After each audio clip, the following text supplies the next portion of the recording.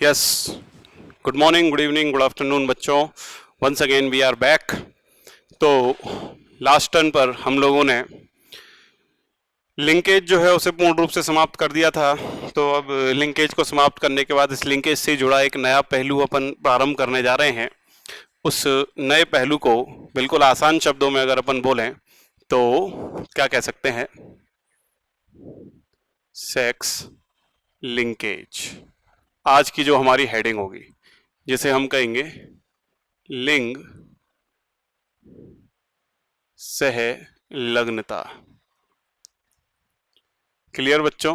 लिंग सहलग्नता क्या है ये, इसको समझिए, अभी निपटाते हैं इसको बहुत कम समय में, है ना। बढ़े आगे। सेक्स लिंकेज या लिंग सहलग्नता क्या है? कायिक लक्षणों के जीन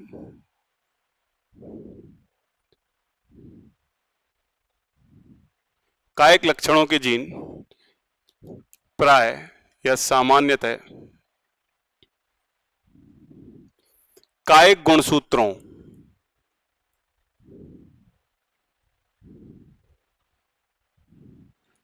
जिनको अपन बोलते हैं बच्चों, याद रखना, ऑटोसोम हिंदी में भी, पर उपस्थित होते हैं। कायिक लक्षणों के जीन कायिक गुणसूत्रों यानी ऑटोसोम्स पर उपस्थित होते हैं, किंतु अब यहीं से आ रही है डेफिनेशन, किंतु यदि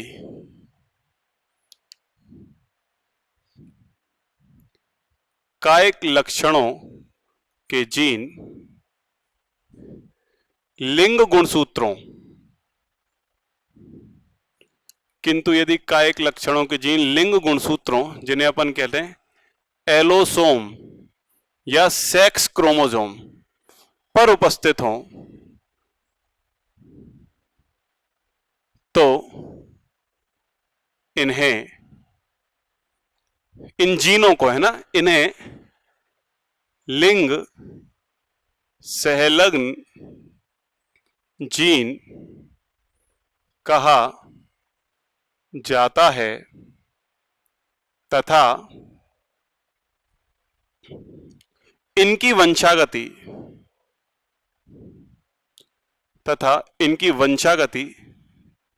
लिंग सहलग्नता कहलाती है। इनकी वंशागति जो है वो क्या कहलाती है? लिंग सहलग्नता कहलाती है। समझ में आई? लिंग सहलग्नता मतलब सेक्स लिंकेज, और इन जीन को सेक्स लिंक जीन कहा जाता है। ठीक है, लिंग सहलग्न जीन। इसकी जो खोज थी बच्चों लिंग सहलग्नता की, ये थॉमस हंट मॉर्गन ने ही की थी, और वो भी किसके अंदर? इन ड्रोसोफिला के आंख के रंग में। ड्रोसोफिला के आंख के रंग के लिए मॉर्गन ने इस लिंग सहलग्नता की क्या की थी? खोज। तो चलिए कैसे की थी वो समझते हैं।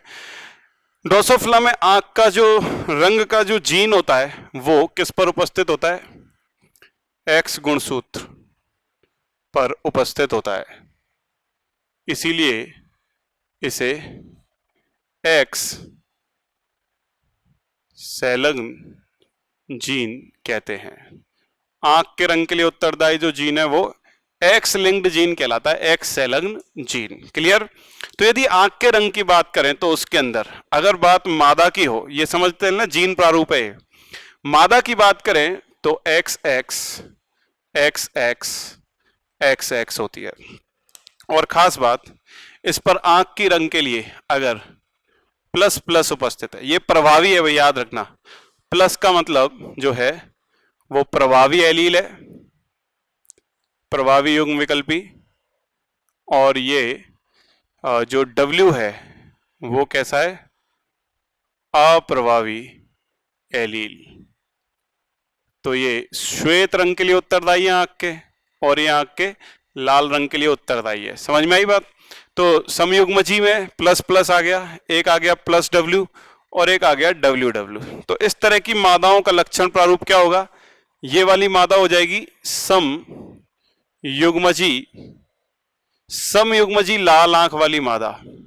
ये मादा हो जाएगी विषम युग्मजी लाल आंख वाली, और ये वाली मादा जो हो जाएगी श्वेत आंख वाली। समझ में आई बात? नेक्स्ट, यदि बात नर की करें तो नर में बच्चों एक्स वाई गुणसूत्री होते हैं। एक्स वाई में अगर अपन देखें तो एक्स गुणसूत्र के ऊपर जो अगर प्लस आ जाए और एक्स गुणसूत्र के ऊपर जो डब्ल्यू आ जाए, तो याद रखना भाई, नर तो हमेशा आंख के रंग के जीन के लिए कैसा होगा? अर्ध युग्मजी। अर्ध युग्मजी का मतलब समझते हो? हेमीजाइगस। क्योंकि किसी भी लक्षण का जो एलील है वो केवल एक ही गुणसूत्र पर उपस्थित है, दूसरे पर नहीं है, तो उसे अर्ध युग्मजी कहते हैं। और नर अर्ध युग्मजी होता है एक्स संलग्न लक्षणों के लिए या वाई संलग्न लक्षणों के लिए। तो यार ये तो आप जानते ही हो, अर्ध युग्मजी अवस्था में वो एक ही एलील है तो अपना असर दिखाएगी। तो ये तो बच्चों लाल आंखों वाला ही नर होगा, और ये जो है वो श्वेत आंखों वाला नर होगा। इस तरीके से इनके जीन प्रारूप और ये उनके लक्षण प्रारूप हो गए। अब बात सीधा ही प्रश्न की कर लेते हैं भाई। क्वेश्चन, यदि एक ऐसे क्वेश्चन है ना, अपन नीचे लिखेंगे और उधर की तरफ सॉल्यूशन करते जाएंगे, ठीक है? एक ही बार में लिंक संलग्नता समझ में आ जाएगी, फिर तो उदाहरण चलेंगे केवल। यदि ये क्वेश्चन है, प्रश्न, यदि एक समयुग्मजी लाल आंखों वाली मादा का क्रॉस या संकरण सफेद आंखों वाले नर से कराया जाए,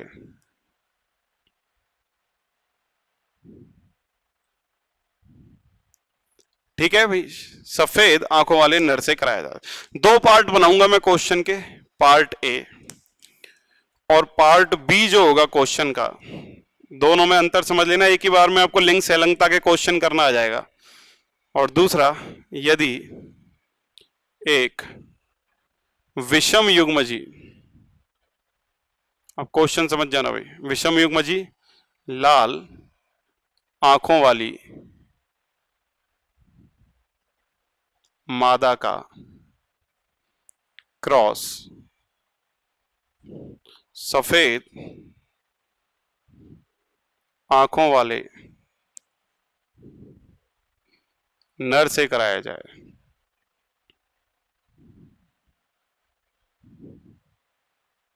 ठीक है भाई। अब क्वेश्चन आएंगे लाइन से, देख लो। पहला क्वेश्चन, दोनों केसों में बताना है आपको। पहला क्वेश्चन,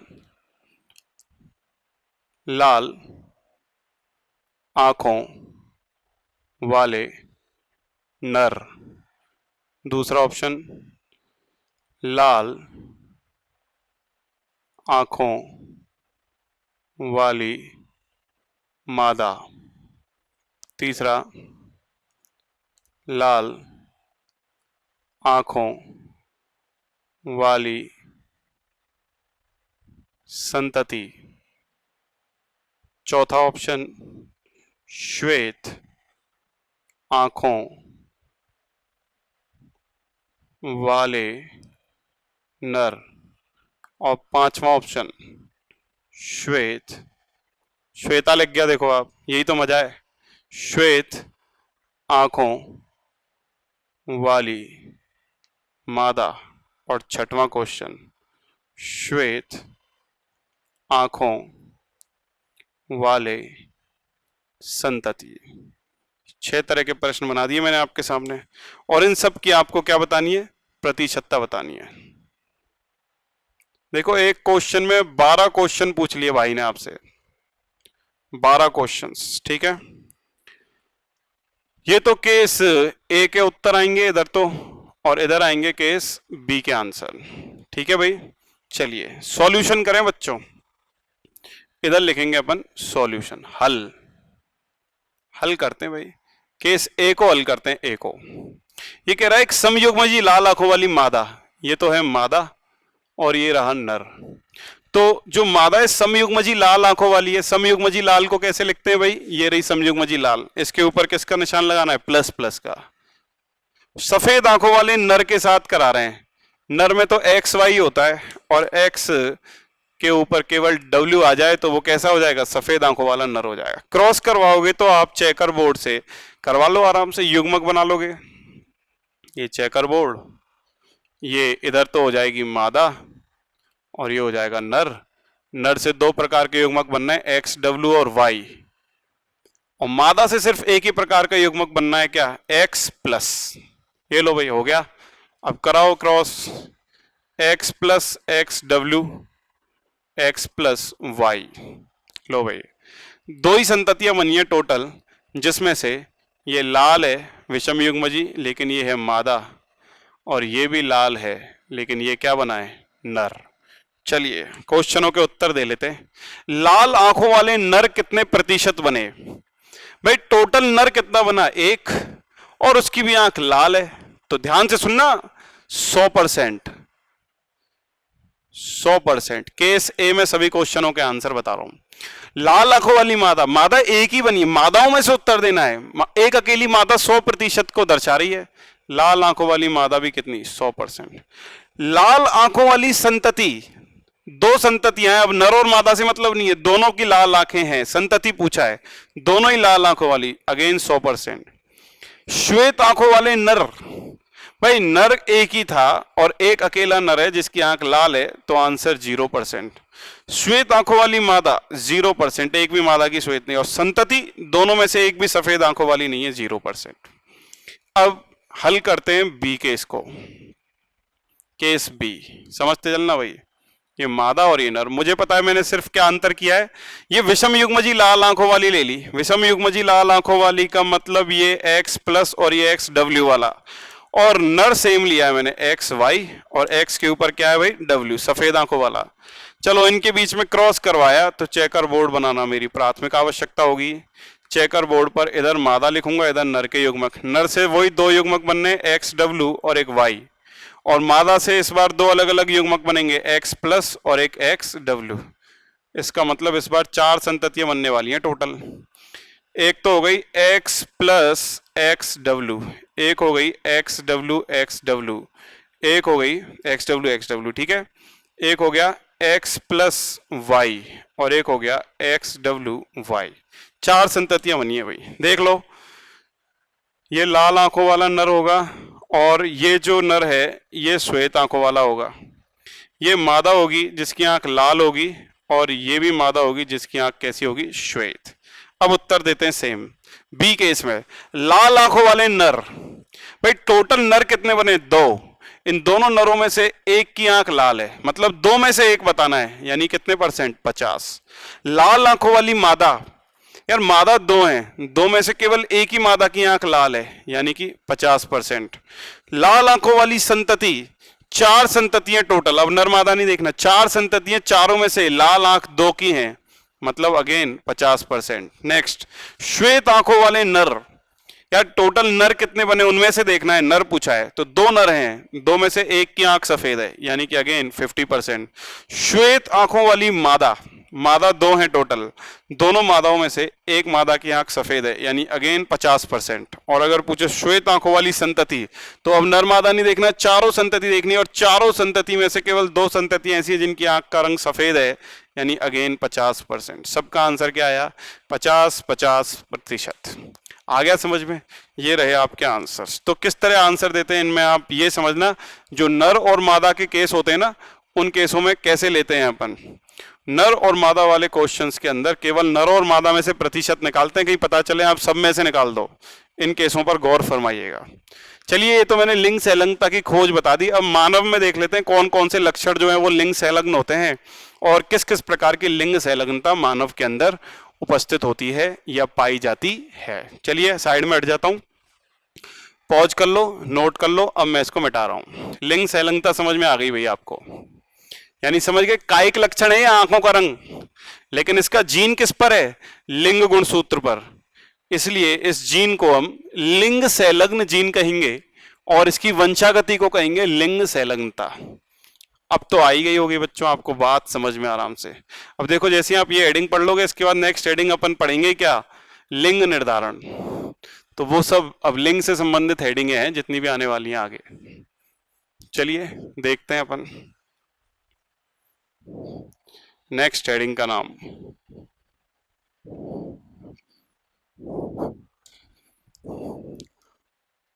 मानव में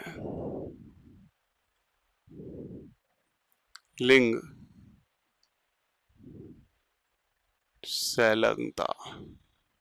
ह्यूमन बीइंग्स के अंदर लिंग संलग्नता की बात करते हैं बच्चे, ठीक है भाई। तो मानव में आप सीधा सा एक तो दिमाग लगा लीजिए और बना लीजिए क्या कि भाई जो जीन होते हैं मानव के अंदर संलग्न जीन, तो वो जो संलग्नता है ना, अगर वो संलग्न जीन एक्स गुणसूत्र पर है या वाई पर, उसके आधार पर दो तरह के, एक तो वाई संलग्नता और दूसरी जिसको अपन कहेंगे एक्स संलग्नता।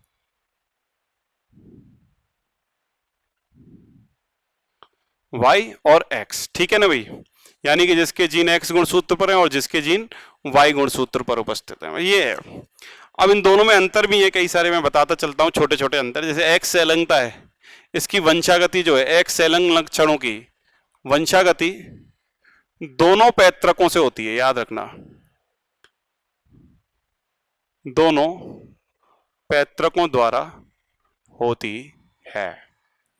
एक्स संलग्न लक्षणों की वंश, क्योंकि एक्स संलग्न, एक्स गुणसूत्र नर में भी होता है और मादा में भी होता है, लेकिन इन वाई संलग्न लक्षणों की जो वंशागति है, वंशागति केवल नर पैतृक द्वारा होती है, नर पैतृक द्वारा होती है।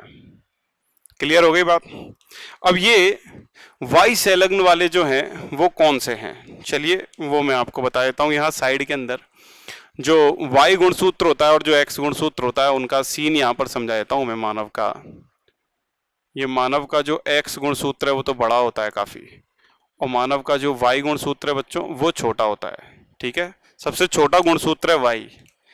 इस गुणसूत्र में खास बात यह है कि इसका काफी सारा हिस्सा तो ऐसा होता है जो दोनों में समान होता है, एकदम समान, से समयुग्मजी भाग कहते हैं, मतलब इन पर पाए जाने वाले जीन भी एक जैसे हैं, ठीक है, निष्क्रिय पड़ा रहता है।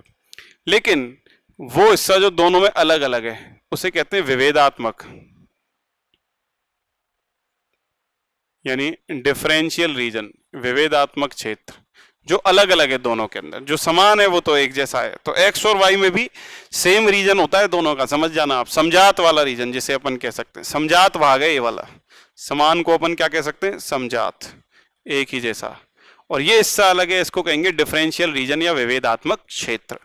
अब ध्यान से समझना भाई, ये जो वाई संलग्न जीन होते हैं ना, ये इसी पर उपस्थित होते हैं, वाई गुणसूत्र के विभेदात्मक भाग पर ही, ठीक है। यहां पर हो गया, यहां पर हो गया, यहां पर हो गया। और जो एक्स संलग्न जीन है वो जनरली इसी के विभेदात्मक भाग पर पाए जाएंगे, यहां पर हो गए, यहां पर हो गए, यहां पर, ठीक है। मैंने निशान से समझा दिया।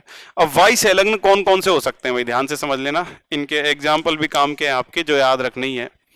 एक तो जैसे सराई जीन, ये जो सराई जीन है ये क्या बनवाता है बच्चों, ये बनवाता है TDF। TDF का मतलब टेस्टिस डिटरमाइनिंग फैक्टर, मतलब वृषण निर्धारण कारक, नर में वृषण का निर्धारण करवाता है, टेस्टिज का, सही है, लिंग निर्धारण के समय। और एक हो गया जैसे जीन किसका, hyper trichosis, hyper trichosis. Hindi और इंग्लिश में सेम ही नाम है इसलिए मैंने इंग्लिश में लिख दिया है, हिंदी में भी हाइपर ट्राइकोसिस ही कहते हैं। इसका मतलब होता है कान पर बाल। कई नर देखे होंगे आपने, औरतों के नहीं होते, लेकिन आदमियों के कान के अंदर से बाल उगाते हैं, बड़े बड़े लंबे लंबे काफी, उसे कहते हैं हाइपर ट्राइकोसिस का जीन। ये भी वाई गुणसूत्र पर ही उपस्थित होता है, ये याद रखना बच्चों। सराई जीन जो है ना, ये सबसे छोटा जीन है, सबसे छोटा जीन है हम मानवों का।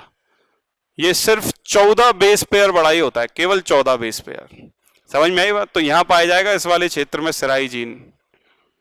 इस प्रकार से एक्स गुणसूत्र जो है ना हम ह्यूमंस का, इस पर लगभग 2000 जीन उपस्थित होते हैं, समझ में आई, एक्स गुणसूत्र के ऊपर। वाई गुणसूत्र पर लगभग 17 जीन, क्योंकि वो छोटा है उसका। और दूसरी सबसे बड़ी बात, ड्रोसोफिला में ये 102 जीन होते हैं एक्स गुणसूत्र पर, है ना। ये याद रखने वाली बात है, जो रख भी सकते हो नहीं भी। अच्छा, एक्स संलग्नता जो है वो आगे चल के दो भागों में बांट रखी है अपन ने। एक तो एक्स संलग्न प्रभावी और दूसरा एक्स संलग्न, दूसरे को बोलेंगे एक्स संलग्न अप्रभावी।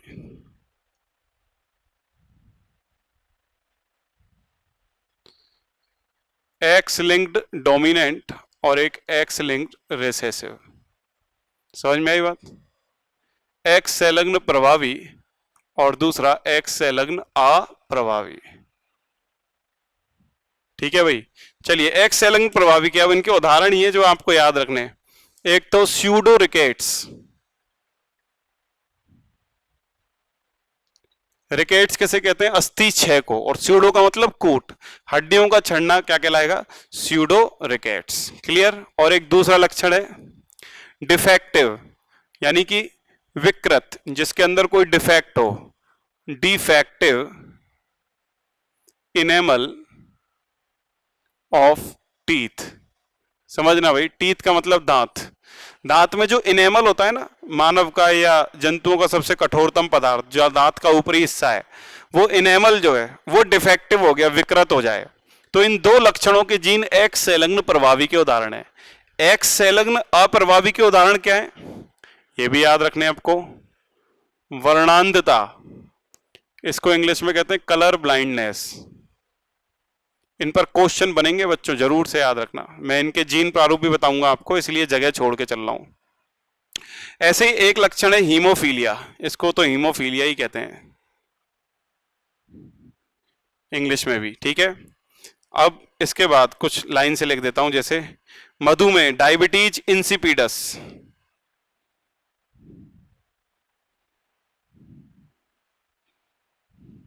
डायबिटीज इंसिपिडस हो गया। दो तरह की होती है डायबिटीज मेलाइटस, एक तो वाली मधुमेह रोग हो गया जिसमें ब्लड इंसुलिन लेवल कम हो जाता है ना, जिसकी वजह से ब्लड में शुगर बढ़ जाती है, वो तो मेलाइटस है। और इंसिपिडस, मूत्र लता आ जाती है जिसके अंदर, ये आनुवांशिक रोग है ना। दो तरह की डायबिटीज होती हैं। एक इसमें हो गया डंकने मस्क्यूलर डिस्ट्रॉफी, मतलब डिस्ट्रॉफी कह सकते हैं उसको। एक हो गया शॉर्ट साइटेडनेस। शॉर्ट साइटेड का मतलब निकट दृष्टि दोष, है ना, शॉर्ट साइटेडनेस। एक इसके अलावा शॉर्ट साइट मतलब पास का नहीं दिखाई देना। एक जिसको अपन बोलते हैं fragile x syndrome. Fragile x syndrome का मतलब जिसमें जो मस्तिष्क है वो एक तरीके से क्या करने लगता है, रिटार्ड हो जाता है, मंद बुद्धिता प्रेरित हो जाती है ना, भूलने की बीमारी है फ्रेगाइल एक्स सिंड्रोम। तो इसमें से वर्णांधता और हीमोफीलिया, इन दो पर स्टार लगाया जिन पर जनरली क्वेश्चन पूछे जाते हैं। क्लियर? तो इनके जीन प्रारूप बता रहा हूं, बाकी इनके बारे में छोटी छोटी हल्की हल्की थ्योरी है, वो साइड में लिख दूंगा। एक्स गुणसूत्र पे अप्रभावी है, यानी वर्णांधता को किससे दर्शाते हैं? सी से। तो एक्स पे सी आ जाए और दोनों एक्सों पर सी आ जाए तो ये याद रखना, ये है रोगी मादा। अगर आ जाए एक्स पे सी और दूसरा एक्स नॉर्मल, ये है वाहक मादा। और अगर दोनों एक्स एक्स है, सी है ही नहीं, तो वो तो सामान्य मादा है। नेक्स्ट, अगर नर की बात करें तो एक्स सी वाई, तो ये बच्चों रोगी नर कहलाएगा। अब नर में समझ जाना, नर में जो एक्स संलग्न लक्षण होते हैं वो सदैव अपना प्रभाव व्यक्त करेंगे ही करेंगे। क्यों? और वाई संलग्न है तो वो भी करेंगे। कारण, क्योंकि उनको समयुग्मजी में आने की जरूरत नहीं है, चाहे वो अप्रभावी हो या प्रभावी, एक ही एलील ही उपस्थित होगी उसके अंदर, तो वो तो अपने आप को व्यक्त करेगी करेगी। तो नर तो रोगी होना स्वाभाविक है। ऐसे हीमोफीलिया में यदि अपन बात करें तो एक्स सी देखो, एक्स सी की जगह एच लिखेंगे इस बार। इसकी तो बच्चों भ्रूण अवस्था में ही भ्रूण अवस्था में ही मृत्यु हो जाएगी। आपको पता है घातकता की वजह से, है ना, एब्सोल्यूट लीथैलिटी होती है, घातक होता है हीमोफीलिया का जीन। लेकिन XHX वाली जो है वो वाहक मादा कहलाएंगी और XHY जो है वो रोगी नर कहलाएगा। समझ में आई बात? रोगी मादा जो है होंगी नहीं। क्यों? क्योंकि उनकी भ्रूण अवस्था में क्या हो जाती है? मृत्यु हो जाती है। ये मैंने आपको बता दिया। अब इनके बारे में बहुत छोटी छोटी सी बातें हैं, वो और बता देता हूँ, वर्णांधता और हीमोफीलिया के बारे में। ठीक है डैस्टर, चलो थोड़ा सा साइड में हट गया, ये वाला यहाँ से मिटाने वाला हूँ, आप पूरा ही लिख लो, साइड में हट रहा हूँ मैं, फिर मैं ये वाला मिटा दूंगा। ठीक है, हट गया, अब मिटा रहा हूँ, पॉज कर लेना भाई, आराम से समझते चलो, पढ़ते चलिए, सब कुछ आसान है। देखिए आसान से शब्दों में अगर मैं आपको समझाऊं तो जो कलर ब्लाइंडनेस है,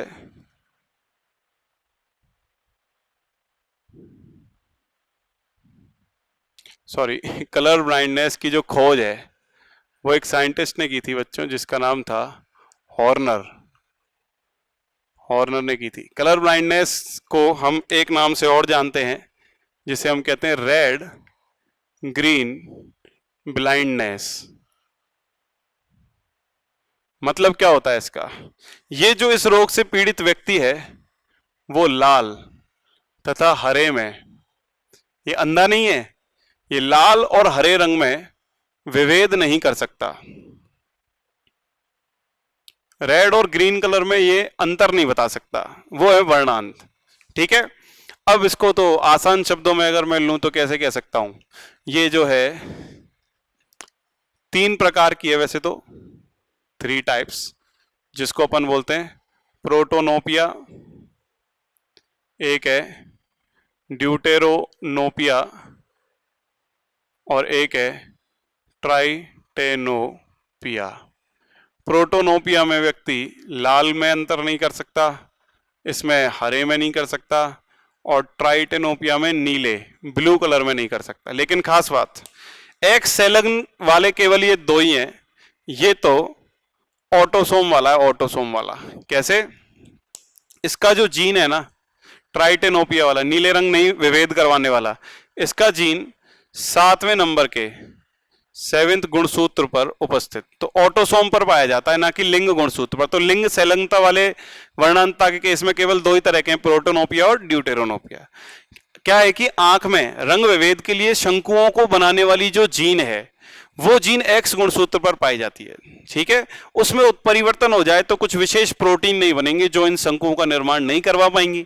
शंकु नहीं बनेंगे तो व्यक्ति इन रंगों में भेद नहीं कर पाएगा। इस पर क्वेश्चन बनते हैं और इसके जीन प्रारूप मैंने आपको बता दिए। अब जैसे ड्रोसोफिला की आंख के रंग के लिए क्वेश्चन किए थे, वैसे इस पर क्वेश्चन होंगे जो आपको डीपीपी के थ्रू या टेस्ट पेपर के थ्रू मैं करवाऊंगा। ठीक है, ऐसे ही अगर मैं आपको हीमोफीलिया की बात करूं, हीमोफीलिया,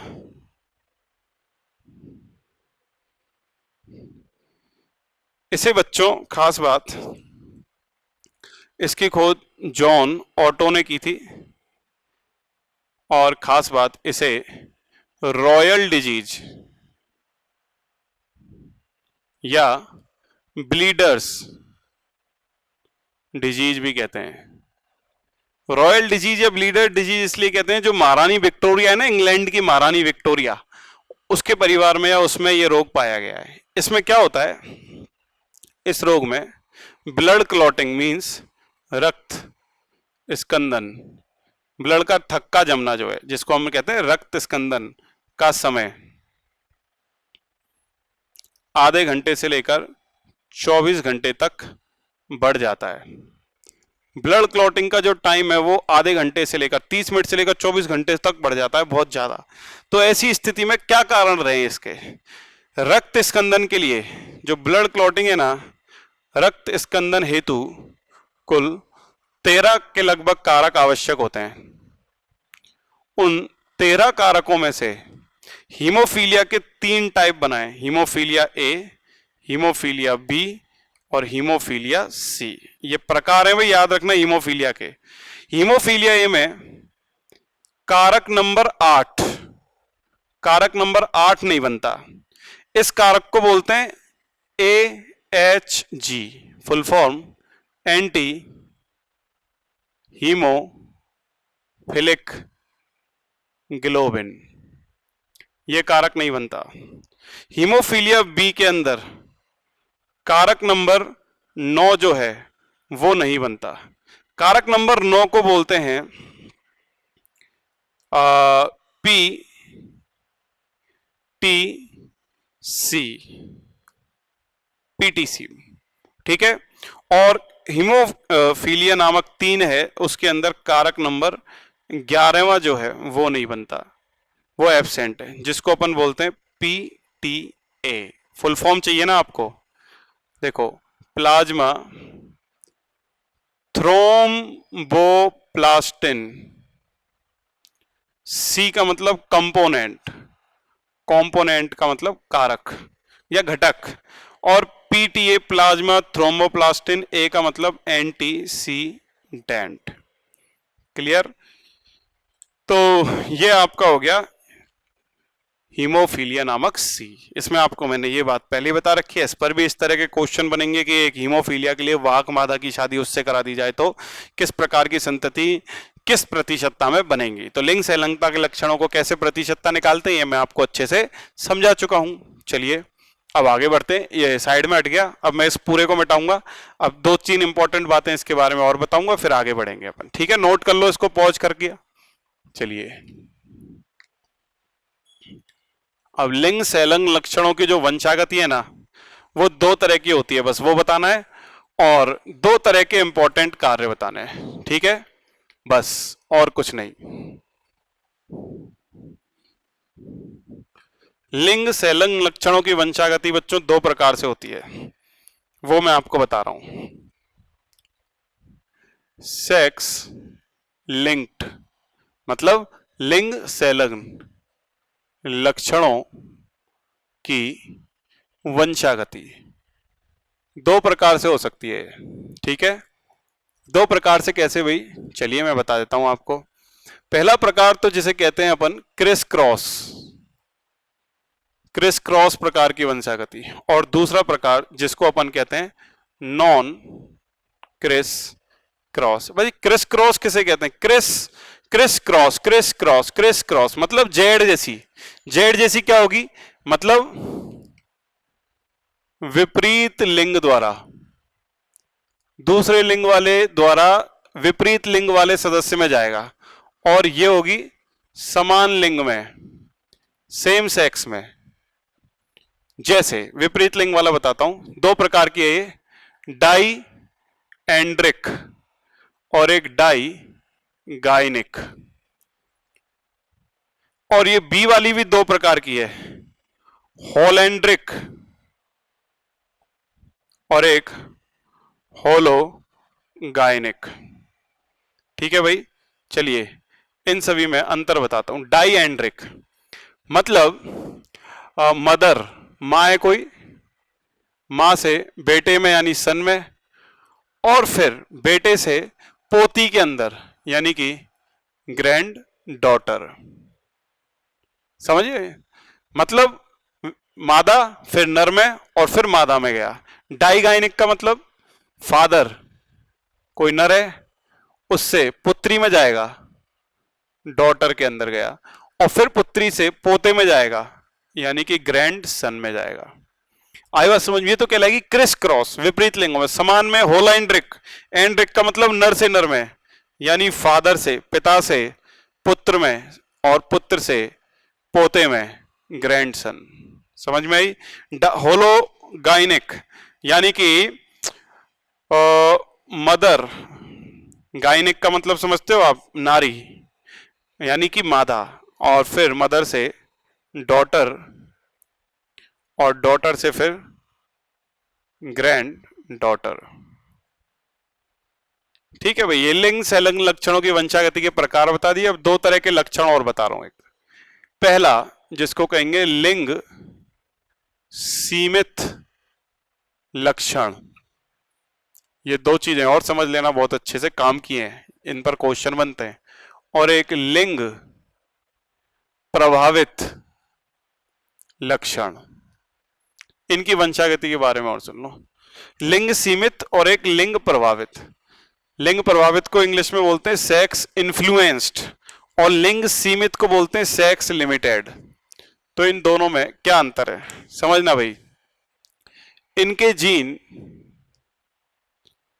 कायिक गुणसूत्रों जिनको अपन क्या बोलते हैं ऑटोसोम, ऑटोसोम्स पर ही उपस्थित होते हैं और सेम टू सेम इधर भी इनके जीन ऑटोसोम, ऑटोसोम पर उपस्थित मतलब कायिक गुणसूत्र पर। अब कायिक गुणसूत्र तो नर में भी होते हैं और मादा में भी और सेम टाइप के ही होते हैं 44। तो ऐसी स्थिति में ये जीन नर तथा मादा दोनों में उपस्थित होते हैं और ये वाले जो हैं सेम बात है, देख लो ये जीन भी नर तथा मादा दोनों में क्या होंगे उपस्थित होते हैं। सही है, कोई अंतर नहीं आ रहा है अभी। लेकिन अब देखना वेरी इंपॉर्टेंट, यहां से अंतर पैदा होगा। लिंग सीमित लक्षणों की अगर अपन बात करें, किंतु ये लाल रंग से लिख देता हूं चलो, किंतु ये केवल किसी एक लिंग यानी सेक्स में ही प्रकट होते हैं,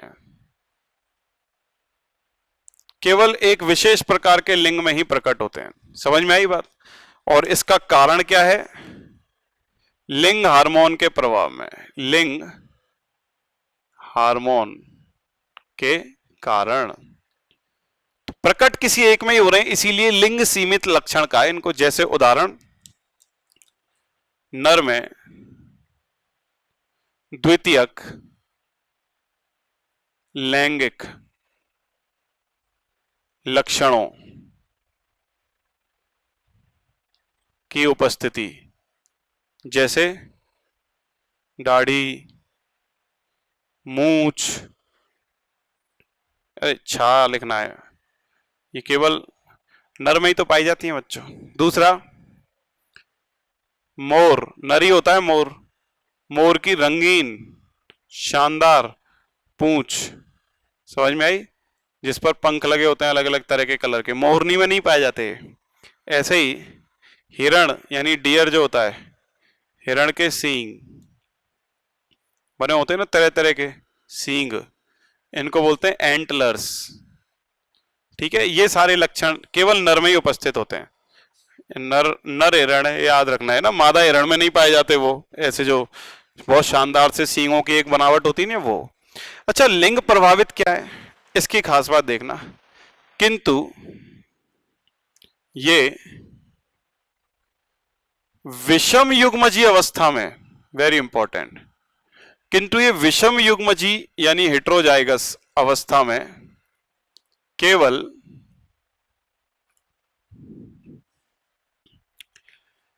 एक ही लिंग में प्रकट होते हैं। लक्षण या जीन तो दोनों में, लेकिन विषम युग्मजीय अवस्था आने पर किसी एक में ही प्रकट होंगे। और इसका भी कारण याद रखना भाई, इनका भी कारण क्या ही है, हार्मोन। अब देखना, जैसे उदाहरण की बात करें अपन, गंजापन, गंजापन, ठीक है, जिसको अपन कहते हैं बाल्डनेस, गंजापन को बाल्डनेस कहते हैं। एक गाना सुना होगा, बाला बाला बाला, है ना, अभी चला था सर्दियों में, तो गंजेपन के लिए ही तो है, बाला बाल्ड से ही बना है, BALD, गंजेपन को कहते हैं। अभी गंजेपन की बात करें तो ये अगर ये इस तरह समयुग्मजी प्रभावी अवस्था में आ जाए और समयुग्मजी अप्रभावी अवस्था में भी आ जाए तो नर एवं मादा दोनों गंजे हो जाएंगे। गंजापन यही करवाती है जीन कैपिटल। और ये आ जाए स्थिति तो समयुग्मजी अप्रभावी है, इसका मतलब नर और मादा जो दोनों हैं वो दोनों गंजे नहीं होंगे, दोनों के बाल होंगे। लेकिन तीसरा केस स्पेशल है, अगर ये जीन विषम युग्मजी अवस्था में आ जाए तो अब ये किसी एक लिंग को प्रभावित करती है। मतलब ऐसी स्थिति में जो नर होगा वो तो गंजा होगा, लेकिन जो मादा होगी वो गंजी नहीं होगी। तो विषम युग्म जीव में ये किसी एक लिंग से प्रभावित है लक्षण, इसीलिए इसे अपन लिंग प्रभावित लक्षण कहते हैं। नर तो गंजा होगा लेकिन मादा गंजी नहीं होगी। मादा केवल इस स्थिति में गंजी हो सकती है, अदरवाइज वो गंजी नहीं होगी। लेकिन नर इस स्थिति में तो गंजा होगा ही, इस स्थिति में भी क्या होगा, गंजा। इसी के साथ लिंग संलग्नता पूरी तरीके से समाप्त हुई बच्चों, नोट कर लीजिए। Thank you very much. Next lecture में मैं आपके सामने सेक्स डिटर्मिनेशन यानी लिंग निर्धारण नाम की हेडिंग लेकर के प्रस्तुत होऊंगा। टेक केयर, आपका दिन शुभ हो।